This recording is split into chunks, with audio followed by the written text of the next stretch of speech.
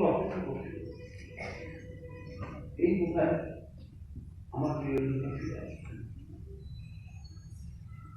দেখা গেল প্রিয়জন নয়, একটার পর একটা লাশের পাহাড়, সাদা কাপড় দিয়ে মুখ ঢাকা।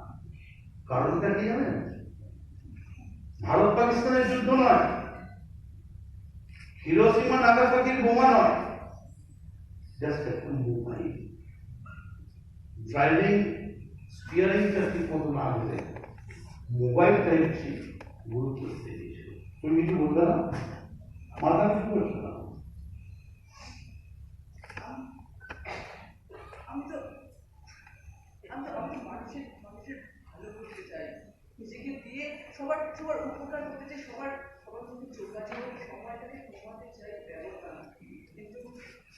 কিন্তু সবাই আমাকে খারাপভাবে ব্যবহার করে, যেখানে সেখানে কি ব্যবহার করে, কানে হেডফোন দিয়ে রাস্তা দিয়ে যায় কেন?